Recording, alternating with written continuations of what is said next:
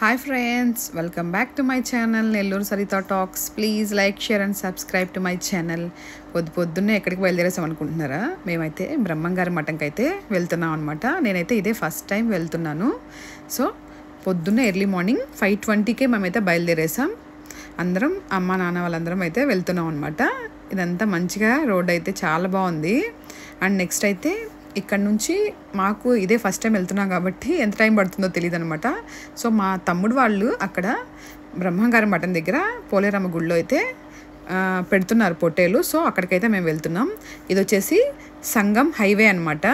చూసారా ఇదంటే ఎంత మంచిగా కొండలోంచి రోడ్ వేసేసారు. అసలు ఇంతకు ముందు అయితే ఊరు లోపల నుంచి వెళ్ళే వాళ్ళం. అప్పుడు మనకు ఒక 10 కిలోమీటర్స్ అనేది టైం వేస్ట్ అయ్యేది అనమాట. సో ఇప్పుడు ఇలా డైరెక్ట్గా వేయడం వల్ల చాలా మంచిగా టైం సేవ్ అవుతుంది. అండ్ రోడ్ కూడా చాలా బాగుంది చూడడానికి. మేమైతే వచ్చేసాం అనమాట. 8:30కే మేము ఇక్కడికైతే వచ్చేసాం. చాలా ఎర్లీగానే అయితే వచ్చేసాం. ఇప్పుడు మీకు ఇంతకుముందు చూపించిందంతా బద్వేల్ నుంచి అయితే మేమైతే వచ్చామన్నమాట. ఇది వచ్చేసి బ్రహ్మంగారి మఠంకి వెళ్ళే ఊరు అనమాట. ఇప్పుడైతే మనం ఫైనల్గా బ్రహ్మంగారి మఠం దగ్గర వచ్చేసాం. ముందైతే అమ్మవారి పోలేరమ్మ గుడి అయితే వస్తుంది. సో మేమైతే గుడి లోపలికైతే వెళ్తున్నాం అనమాట. ఈ అమ్మవారు చాలా శక్తివంతమైన అమ్మవారట.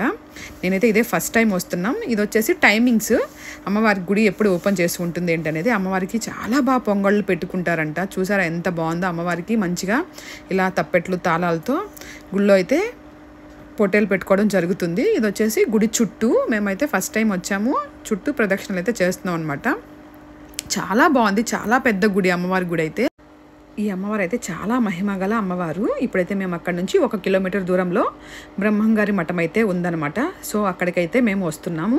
ఇక్కడికైతే వచ్చేసాం. ఇది వచ్చేసి గోపురం. ఇక్కడ అమ్మవారికి లోపలైతే స్వామివారు ఉంటారనమాట. బ్రహ్మంగారు ఇక్కడే సమాధి అయ్యారంట.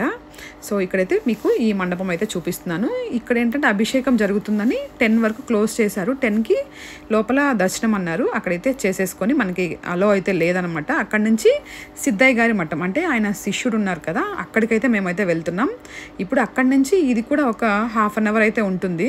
మేమైతే అక్కడికైతే వచ్చేసాం. ఇదే సిద్ధయ్య గారి మఠం అనమాట. ఇది కూడా చాలా బాగుంది. అసలు మా వాడు చూసారా అక్కడికి రాగానే దండలు వేసేసుకుని ఓం హ్రీం అంటూ ఏదేదో చెప్పేస్తున్నాడు. ఇది సిద్ధయ్య గారి మఠం అనమాట. చూస్తున్నారు కదా.